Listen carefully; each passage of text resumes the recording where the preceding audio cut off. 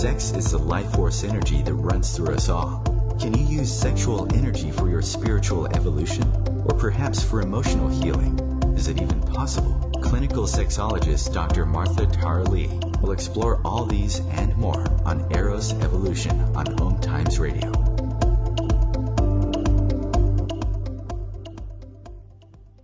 Hello, and welcome to Eros Evolution. This is where sexuality and spirituality meets. My name is Martha. I'm a clinical sexologist with a doctorate in human sexuality, and I'm from Eros Coaching. That's eroscoaching.com.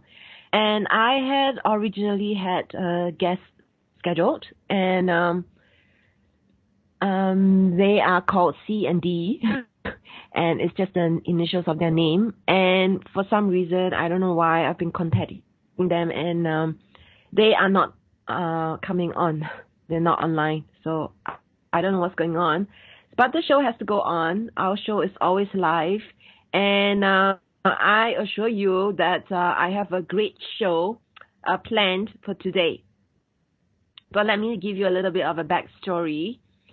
Earlier last week, I did this Make Love Week with my colleague Robbie Vergal, and I released 7 different videos as part of this Make Love Week. So it's over 7 days, 1 week, Make Love Week, and I released different videos relating to love and relationships and of course communication. And so I thought for this show I'll just do a quick summary of each one of my little videos, the nuggets, the gems of gold. And also, as a sexologist for the last 7 years, I've been working with all kinds of couples and really started to get an insight to the inner workings of relationships and also love. And so I thought that this episode could focus very much on relationships and love. If you want to watch every single one of the videos that I released over Make Love Week last week, that was May 14 to 21st, then you can go to my website and you'll find this under my blog. And the post is called Videos for Second Make Love Week, and you'll find it. So without further ado, let me go into what is love. And it is believed that love is so much more than what we know of in the traditional sense, because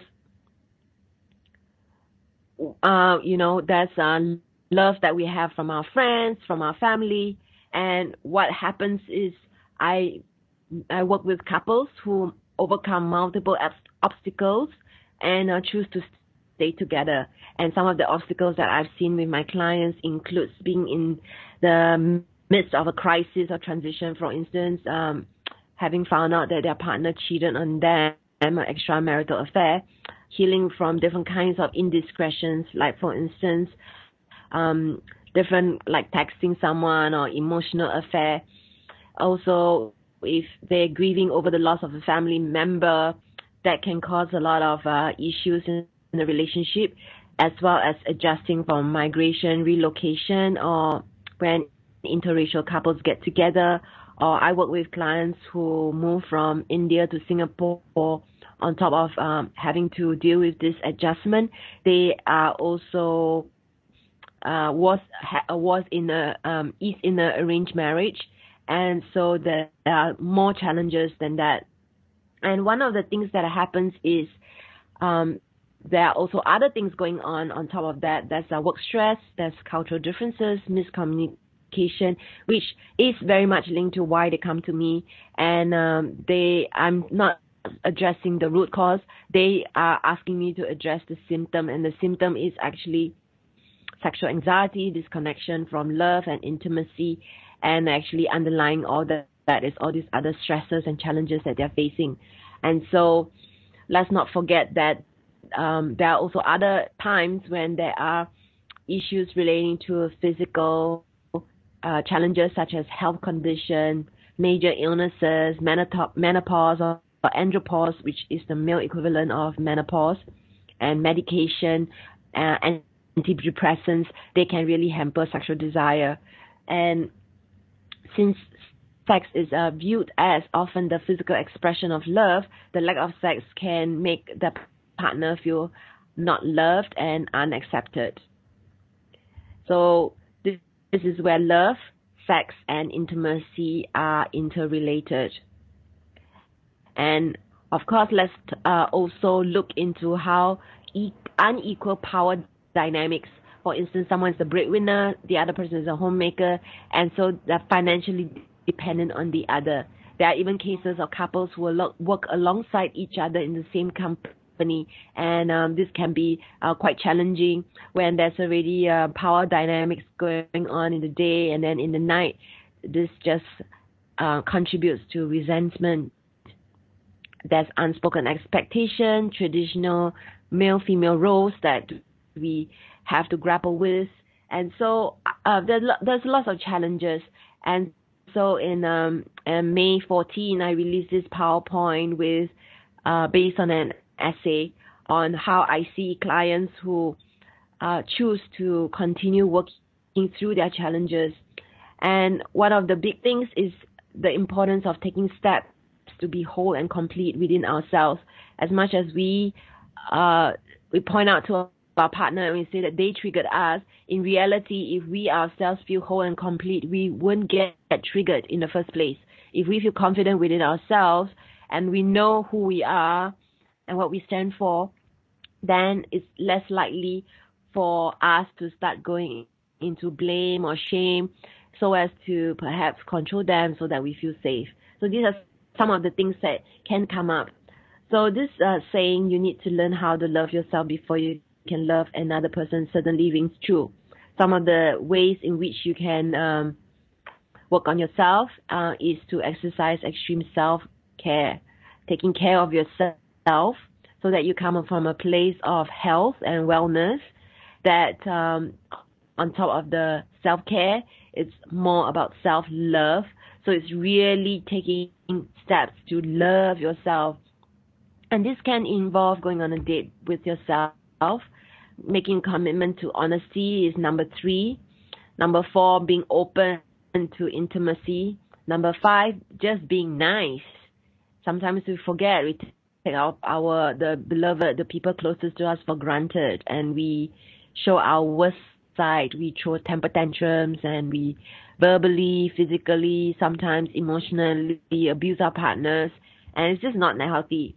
So these are some things that you can look into when it comes to looking into being able to be focused on love. So that's one of the videos that I released as Make Love Week. Another video that I released answered the question of how often do most people have sex. So how often do you think most people have sex? I have clients who come to me and say they're not having as much sex as other people. They talk to their friends, or they form certain deductions, and they feel that they cheated out of life because they have less sex from their friend, and sometimes it's not even a real conversation they have with someone. Sometimes it's a projection or assumption that other people are having more sex than you. So how often do most people have sex? Okay, let me answer this question. I'm from Singapore, and a lot of people work really, really long hours, sometimes 12 hours. They're doing like jobs of a few people at work, and it's everybody's time pressed, and they work longer hours than they would like. And so a lot of my clients actually say that it's impossible for them to have sex on a weekday. After work, they're just completely shattered, hacked. And then on top, then there's housework, there's kids, there's other family obligations. And so one of the things that happens with a lot of my clients is that they're actually having sex probably once a week. And some couples have sex twice a week. And that's pretty normal. And for longer term couples, they sometimes have sex every other week. And statistically, it's been proven, this research that said a lot of couples actually have sex on average around every 10 days. So I just want to let you know that just because other people are doing it in this way doesn't mean you have to do it that way. And everyone is different. We have different personalities, different needs, wants, desires, and we definitely shouldn't be comparing. It's not really positive to us, and this understanding that we are fundamentally individuals. So that answers the question, how often do most people have sex? How do we make time for sex? It's very important to schedule time for this to happen. And I have even just recently somebody who emailed me and said they don't feel they should continue sessions with me because the partner feels that it's uncomfortable to talk about sex when sex is supposed to be something that is spontaneous.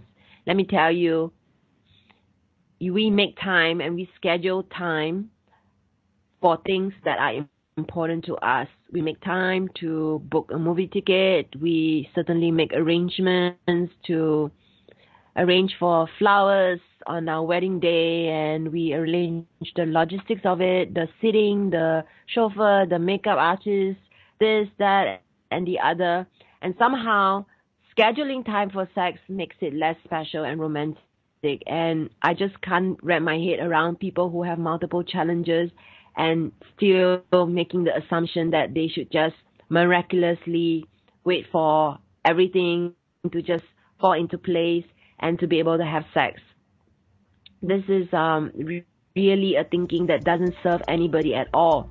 And I'll talk more about this after the break.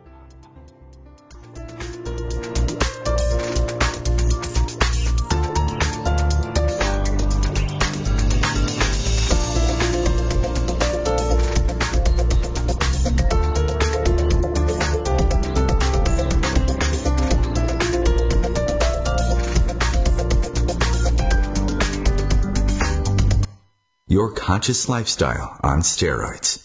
Om Times Radio. IOM FM. Host your show on IOM FM, the radio network of Om Times Media, one of the more recognized brand names in the conscious community, and is backed by the extensive marketing reach of Om Times. Hosting a show on IOM FM immediately connects you with our extensive dedicated community. Hi, I'm Kelly Fox, host and astrologer of The Astrology Show.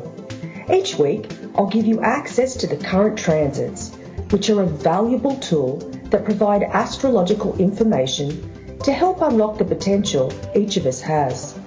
Understanding the stars can help steer us in the right direction to make better informed choices. So if you're wondering what's going to happen in your week ahead, be sure to tune in to The Astrology Show for guidance.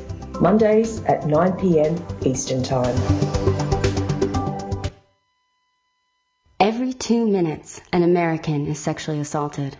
The majority of victims know their attacker. It could be your friend, your neighbor, or someone you met at a party. If you said no, it's rape, and it's a crime. This is Christina Ricci with RAIN. Call the National Sexual Assault Hotline today at 1-800-656-HOPE or visit RAIN.org. That's RAINN.org. Brought to you by RAIN and this station.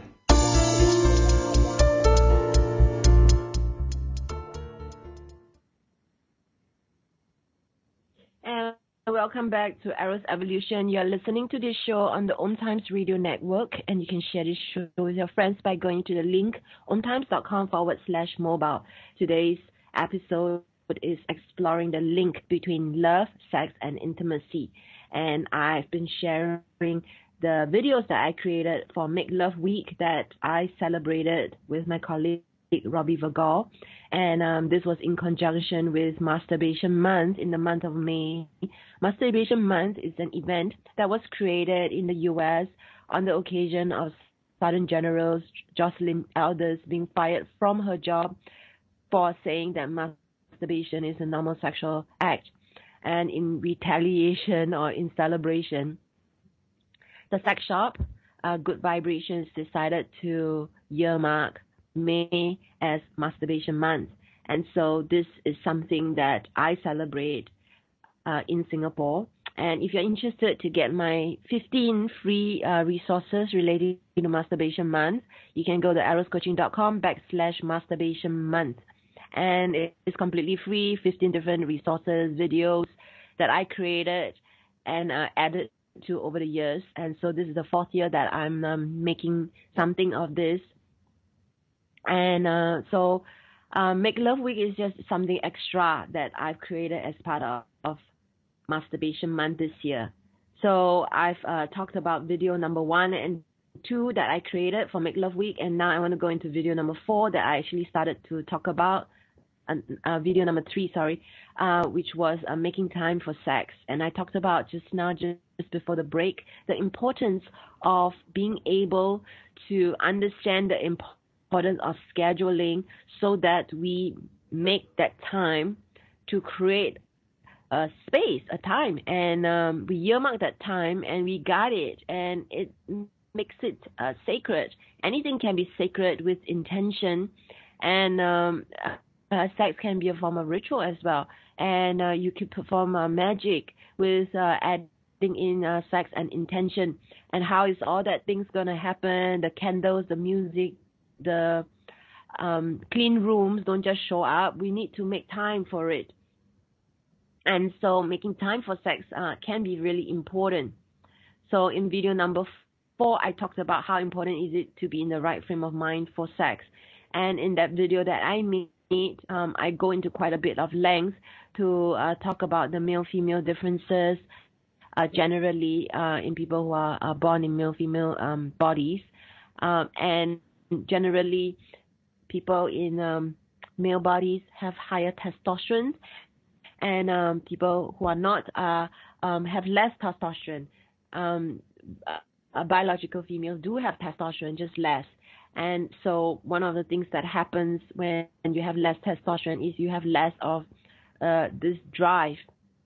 And so when you have this body over mind, it's kind of like a primal urge to have sex.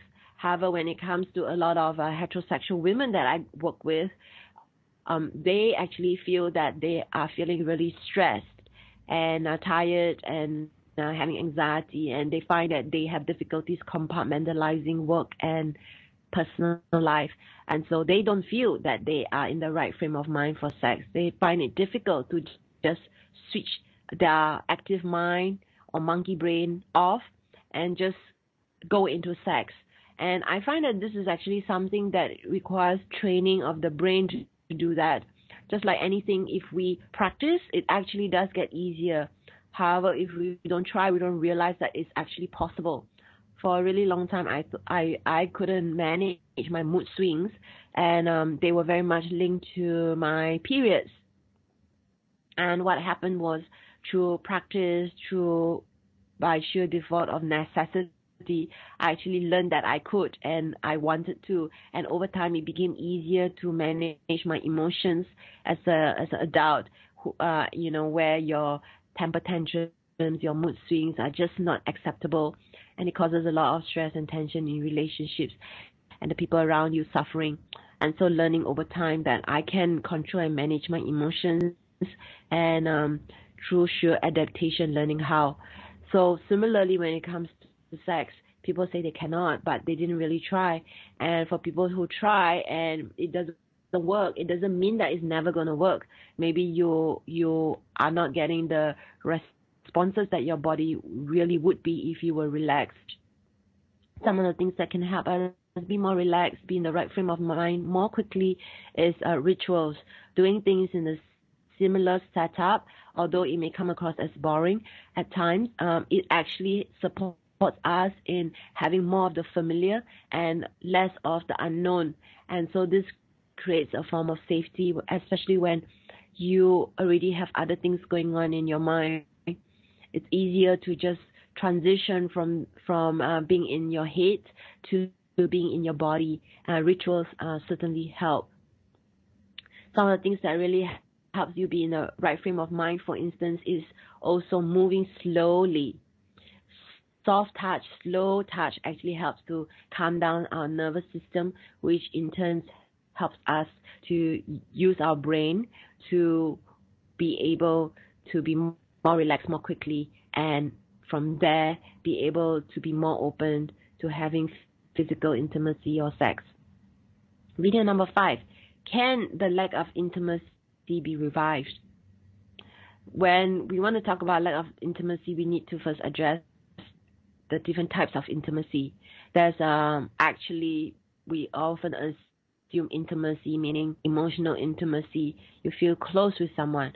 You feel close with someone doesn't necessarily mean that you are having sex or are expected to have sex with someone. So, for instance, if I run a Tantra workshop, or if I have a workshop that involves a lot of heartfelt sharing, people in the group generally feel really close to each other.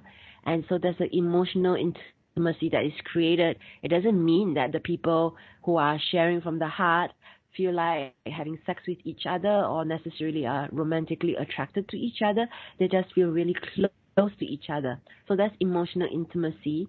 Then there's physical intimacy. People just use physical intimacy as a word to replace sex. Physical intimacy to me is not sex. Sex can be a part of the physical intimacy, but physical intimacy is not necessarily about sex. Physical intimacy, for instance, in the terms of like hugging, you can feel really close to someone. Caressing someone can make you feel really physically close to someone without the penis in vagina kind of sexual experience that we come to associate physical intimacy with. Okay, so that's emotional intimacy, that's physical intimacy, and then there's intellectual intimacy. People who are engaged in debates, people who have philosophical discussions, really find themselves really stimulated. Having this meeting of minds can really make people feel really close to each other. So I can understand this can happen, and so that's the other form of intimacy that we need to acknowledge. And then there's a body, mind, heart, and now I want to talk about spiritual intimacy. Spiritual intimacy can happen when people have joint experiences together and they feel really close with everybody. So for instance, you go to church, you sing and worship God, and you pray together, you feel really close. You feel spiritually connected and probably in spiritual union with the entire group. That's a form of intimacy as well. Spiritual intimacy doesn't just refer to religious experiences. I've had experiences on the dance floor where I feel that, like there's this music and everyone's grooving or dancing together, jumping up and down together. Everyone's kind of doing modern day aerobics on the dance floor together. And suddenly you just feel like everybody's energies are kind of just merging. And so spiritual intimacy doesn't necessarily just mean being in a religious context. People who are engaged in Tantra and the group engaged in certain experiences of breathing and eye gazing, they can actually feel spiritually really connected with each other as well.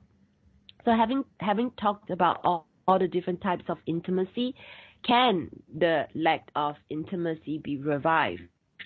And the answer is yes. So one of the things that you can do is there is a lack because there's probably a shortage of something. And it could be not doing some of the things that you used to do. If you did some of the things that you used to do, perhaps that intimacy will be revived. And sometimes even if you do the same things, that sense of intimacy is not revived. So it's a matter of maybe letting go of what used to work in the relationship and being open to new experiences. One of the things that happens with a lot of my clients is that they grieve the loss of something that they had in the past, the honeymoon phase, the courtship period, and they move into another phase in their relationship and they miss that. And they wish they had it back and they want it back and they try to get it back. And one of the things that happens when you try and it doesn't work is maybe it's one of those things that you need to let go of and let it evolve into something else. Letting something evolve into something else doesn't necessarily mean it's better or worse. It could be worse, it could be better. We like to put labels in better or worse. how about just acknowledging that it's just different? It's just different. And so the intimacy that you experience with your partner might be different because you're at a different life stage of your life, and your partner and you are actually different people as well. And sometimes we forget, and it's important to do a stock check as well, and also to reflect and acknowledge what you've gone through. Perhaps you need a time to grieve and let go, and being in acceptance of what used to be and what is no longer possible is part of being able to let it move into something else that may be different, but may actually be really nice. So, okay, that's video number 5 that I released for Make Love Week, which you can get if you go to my website under blog. And you go to eroscoaching.com, click blog, and you'll find this post that I created with all these 7 different videos. And now in video number 6, I talk about how you can touch your partner. And in video number 7, I talk about how you can communicate about sex. And in video number 8, which was a bonus video, how we can get past cheating. And so I'm going to go more into this after the break. We have a break in 1 minute. And this week has been really pretty amazing. I'll tell you more about it after this break.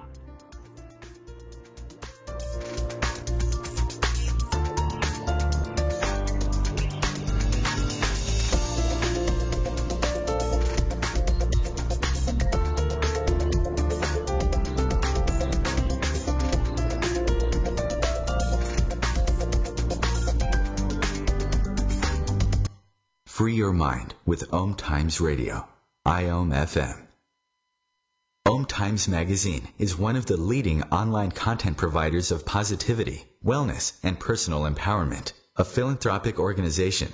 Their net proceeds are funneled to support worldwide charity initiatives via Humanity Healing International. Through their commitment to creating community and providing conscious content, they aspire to uplift humanity on a global scale. Om Times, co-creating a more conscious lifestyle.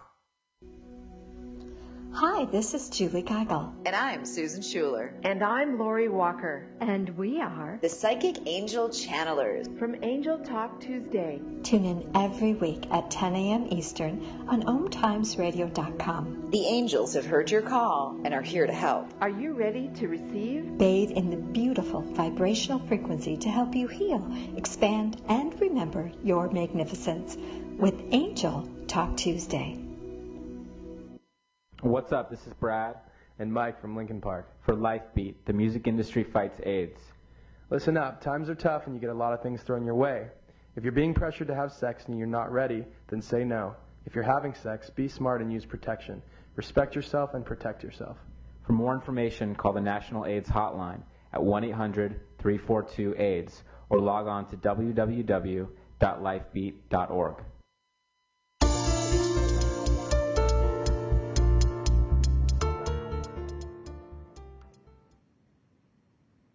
And welcome back to today's show. Today we're talking about love, intimacy, and sex. And I've been sharing the 7 or actually 8 videos that I released as part of Make Love Week that happened in May 14 to 21st. And I did it in conjunction with Masturbation Month in May. Did it with my colleague, Robbie Vergol, and she's in Massachusetts, Boston, I believe. And I've been sharing some of the videos and basically summarizing them so as to illuminate and draw light to relationships and love. And now I'm in video number 6. And in this video, I talked about how should I touch my partner. And I'm just making a big generalization here. And it has to do with differences. I see a lot of differences in the couples who are attracted to each other. Opposites attract, and I don't necessarily mean people who are heterosexual. Opposites tend to attract. One person might be an introvert, One person might be an extrovert, one might be a morning person, one might be a night person, one might be a touch person, one might be a non-touch person. One might be a neat person, one might be a messy person. And these are the things that starts to really chip away at the love that they have.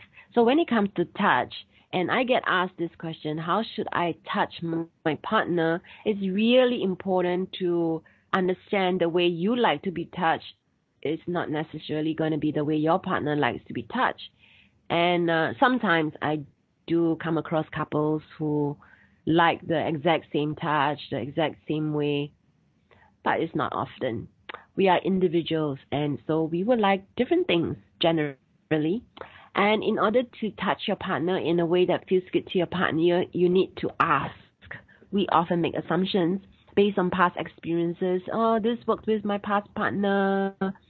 This person liked it. I just do the same thing. I can't go wrong. Well, you can, because this person is a different person. And so we make assumptions based on past experiences, and we go into automatic mode. So getting feedback is really important.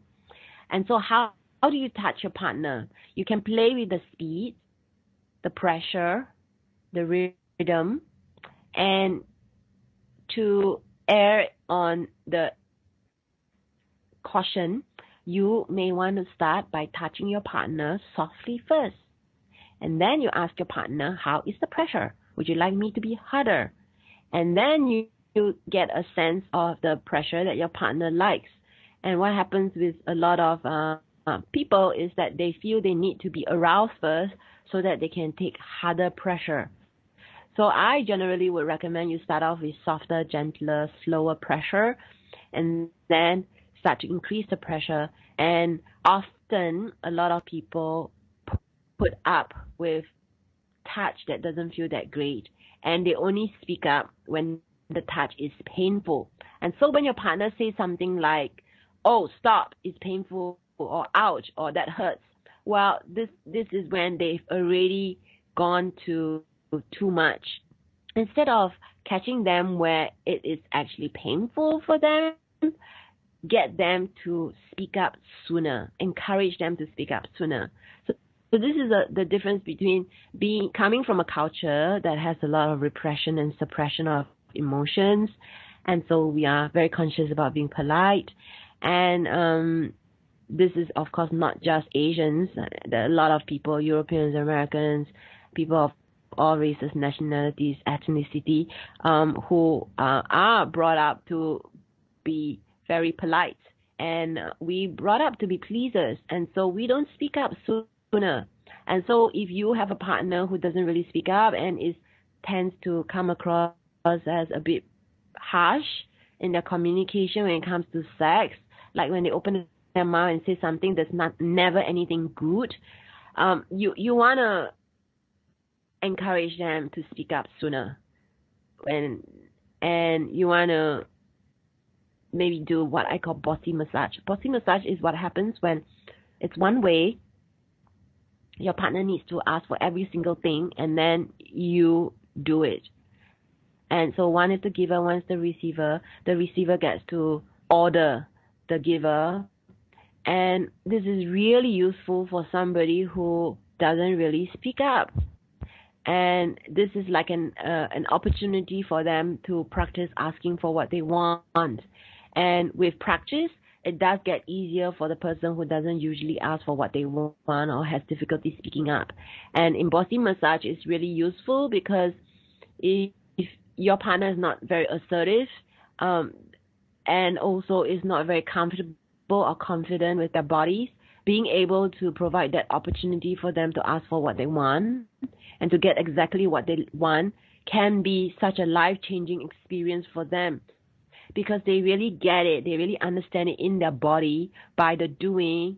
Oh my God, it feels so good when I get exactly what I want. And how can I expect my partner to know what I want if I don't say it? And so all this like second guessing, resentment, anger, what I call like passive aggressive behavior, can actually just stop right at its footsteps. just stop that vicious cycle of second guessing each other and being really scared and tiptoeing around each other and getting like more and more insecure and having less confidence in yourself. So these are some ways in which you can practice touch. There's the communication, there's soft touch, and then I mentioned a bossy massage, and also a little bit about how this is linked to communication. So in video number 7, I talked about how do I communicate about sex.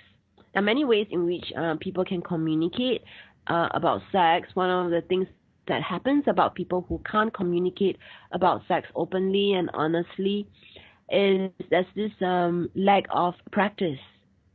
We don't usually talk about sex to our family, and we certainly sometimes don't even talk about sex with our friends.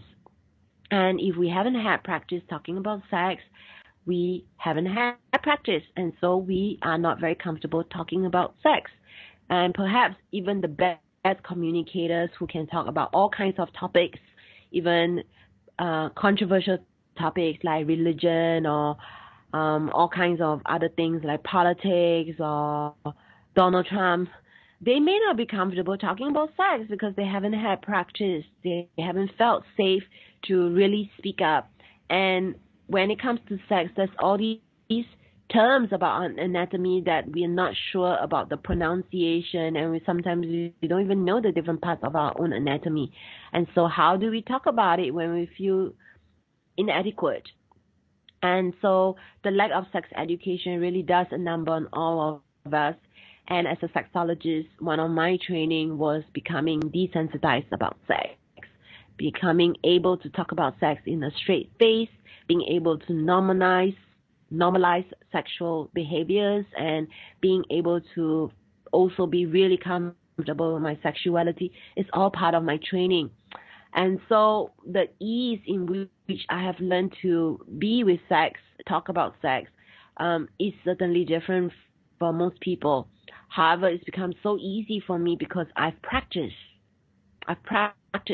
It was important for me to be good in sex. I wanted to not suck in bed, and literally, and so I wanted to learn. And some people didn't start off being good at it, and then they start feeling that they're not gifted, and therefore they don't learn and they don't try and they don't get better, and things don't improve, and then sex becomes really, really awkward and difficult. And there are people who then subsequently avoid sex. So communicating about sex involves being able to talk about not just the physical aspects, but also your feelings around it. A lot of people think that they need to know a lot about sex to be able to talk about it. And there are people who don't know what to talk about. They don't know what they want. They don't know where to begin. And they don't know what to ask for. So one of the things that I like to suggest here is you are your biggest teacher.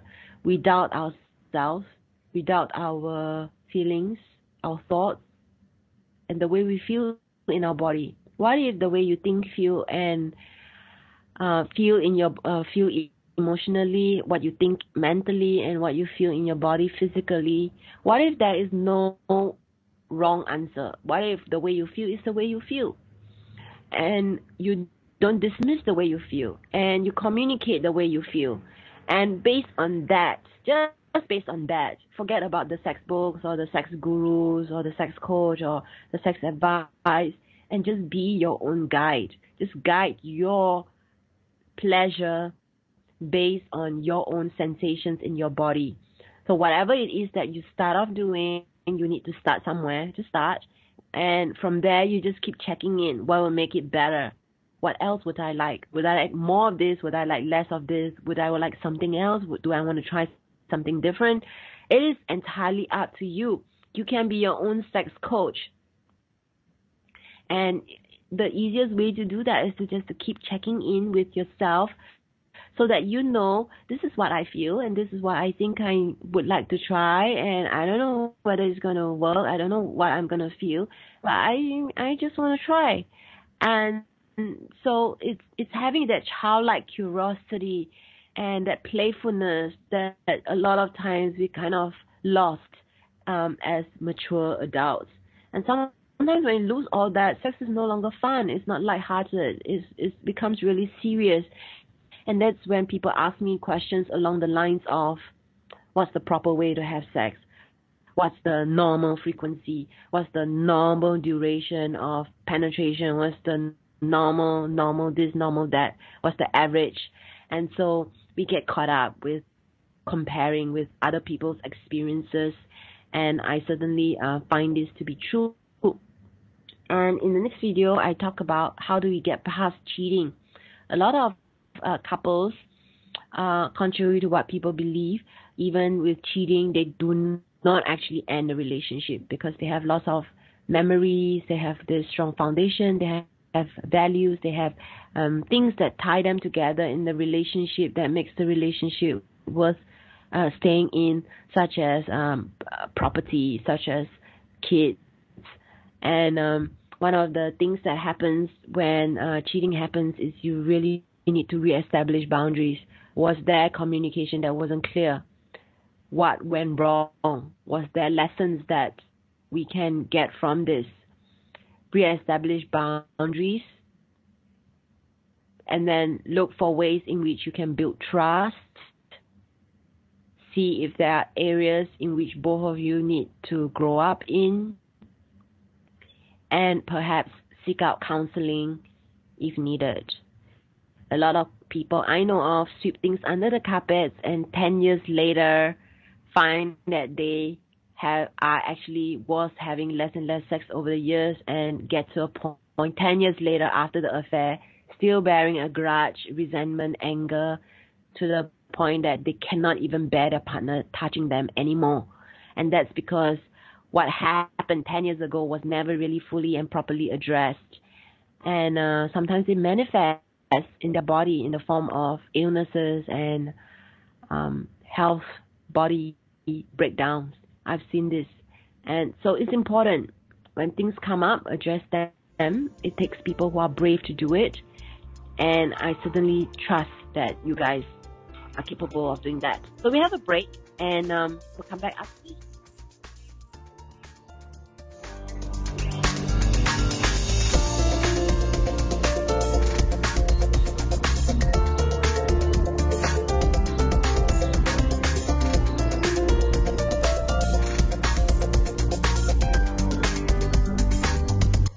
Bringing you the best of the conscious minds in the world. Om Times Radio, your conscious lifestyle on steroids. The number one reason girls drop out of school in sub-Saharan Africa is lack of access to feminine hygiene products. The Pads for Schoolgirls Project, an outreach of Humanity Healing International, is changing this paradigm by setting up sewing programs at schools, teaching girls a vocational skill, while producing the reusable pads that help keep them attending classes. The girls pay it forward by making and giving pad kits to other girls in need. To learn more, visit humanityhealing.org. Humanity Healing is where your heart is.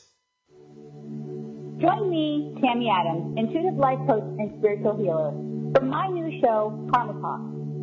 Learn how to get rid of your karma so that you can start living the life you are meant to live. I am not going to tell you what you want to hear, but what you need to hear. Join me on Wednesday at 12 p.m. Eastern Time for Karma Talk on Om Time Radio. It's on us to stop sexual assault. To get in the way before it happens. To get a friend home safe. And to not blame the victim. It's on us. To look out for each other. To not look the other way. It's on us to stand up. To step in. To take responsibility. It's on us. All of us. To stop sexual assault. Learn how and take the pledge at itsonus.org.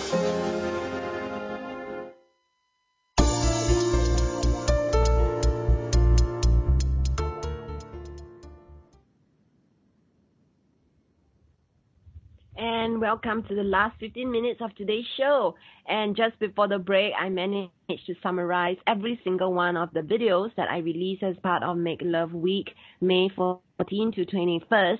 And you can find the videos on my website. That's eroscoaching.com under blog, and you'll find that post with 8 different videos actually, with one bonus video, and you'll be able to watch them because I've already summarized them in my own way for today's show. However, you may want to watch them, and you may want to be able to share the videos with your partner or friends and be able to discuss them. So use them as a way to discuss or debate. And of course, I would love to hear from you and to hear what you have to share as well. And you can always contact me at drmarthalee@eroscoaching.com. And also, I've not sure if you know this, I've been releasing one video every day since March, I believe, since March. And so one of the things about finally being able to figure out Zoom is how easy it is to make videos. And also I have now like little lights to help the lighting be better. And so I've taken it upon myself to basically release more educational videos so as to help more people. So these videos are completely free. They're always educational, and they're always going to be on my YouTube channel. And so you would get the latest ones by going to my YouTube channel. And my YouTube channel is Dr. Martha Lee. So you just look for it. I can give you the link now. It's youtube.com/user/Dr. Martha Lee.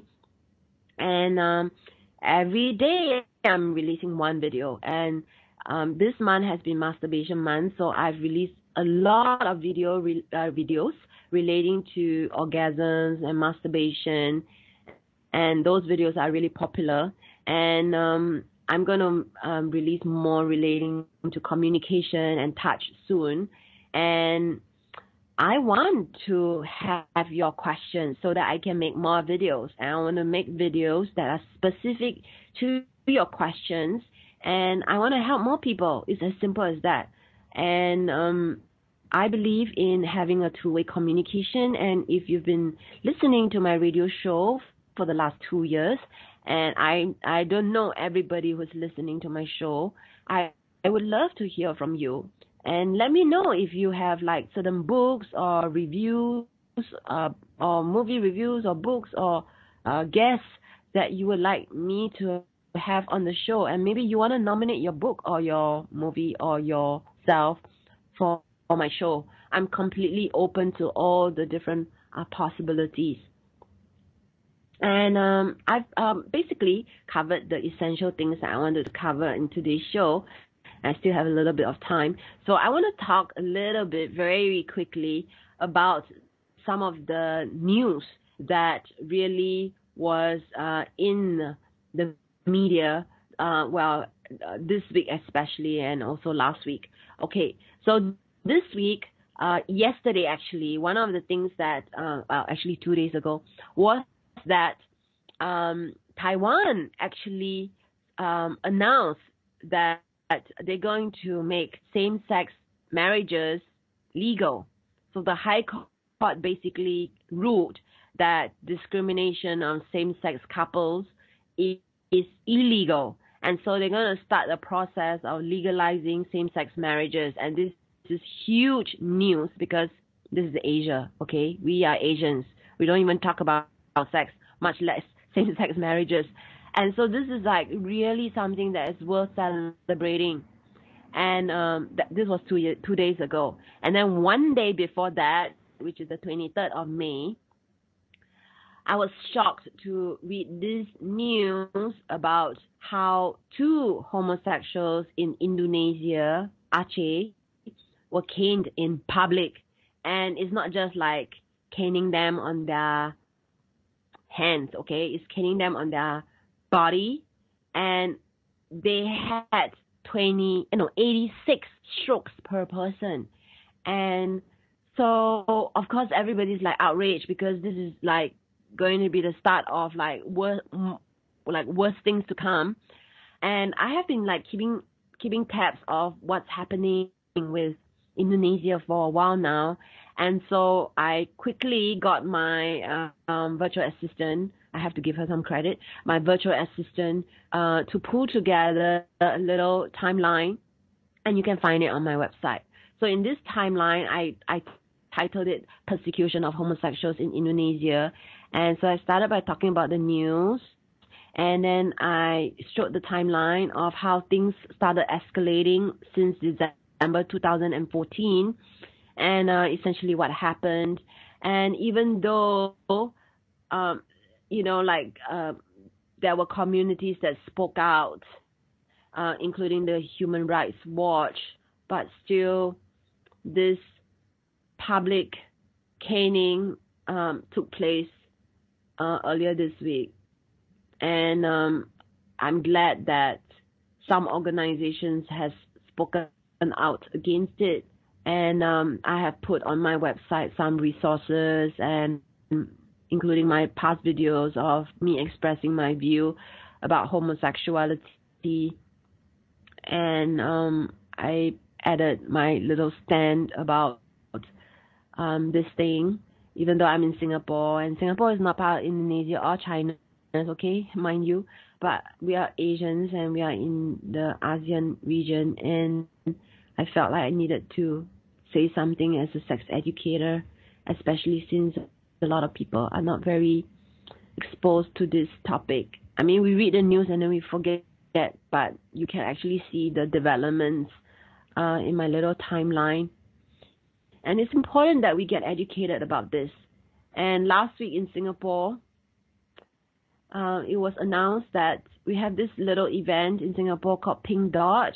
It started, 7 years ago, where they got people to basically come all dressed in pink and make a little dot. And this pink dot was to mark the end of discrimination towards love. Like, all of us just celebrate love.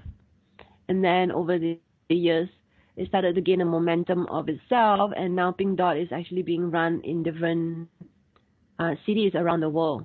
And so Pink Dot started from Singapore. So we have this little park in Singapore where you can do your rallies and protests and make speeches against the government in the name of freedom of speech. But it's all very strict. You have to first give a copy of your script. You have to make an appointment to make it.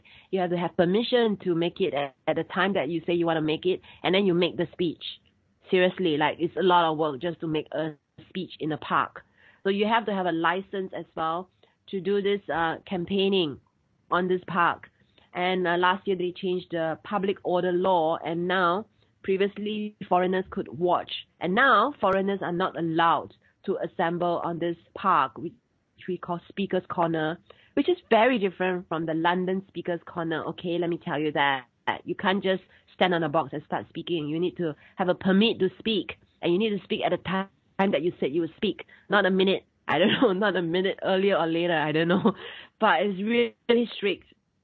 And so now foreigners are not allowed to be there. And so the organizers of Pink Dot this year have told the public, told foreigners, stay away. And it's really unfair. It's a park. How can you stop people from coming in? Seriously, it's so ridiculous. Anyway, I'm really upset about it, of course. And so that's that. And then last year, when we had the Pink Dot last year, government came out and said foreigners should not sponsor Pink Dot. Foreigners meaning foreigners, people who are not Singaporeans, and foreign companies are not supposed to sponsor Pink Dot. And so what actually happened was, now local companies are sponsoring Pink Dot. Singaporeans are sponsoring Pink Dot. People who feel that the GLBT, the gay, lesbian, bisexual, transgender community in Singapore is being discriminated and persecuted in the most highly sophisticated intellectual way, are now coming forward. So thanks to the government for their, I don't know what you call, guerrilla legal warfare against GLBT, more people are coming to become aware that discrimination does exist and equality in the true sense of the word does not exist.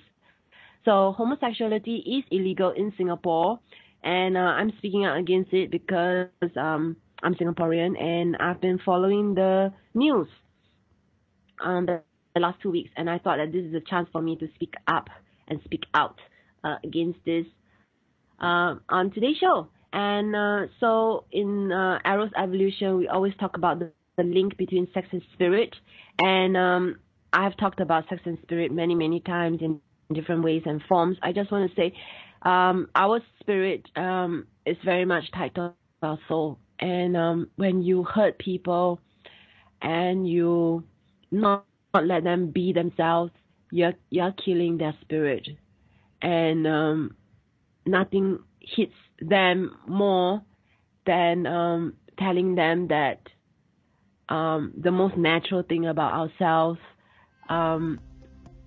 the way we want to express ourselves, is not right. So that, in a nutshell, is Eros Evolution for today. A little bit different. And next week I have animated sex with Dr. Jacob Hastotil, and he's German, and it's going to be a different show next week. So stay tuned, and in the meantime, stay well, stay happy, and I love all of you, and I want to hear from you. Goodbye. Have a great week ahead.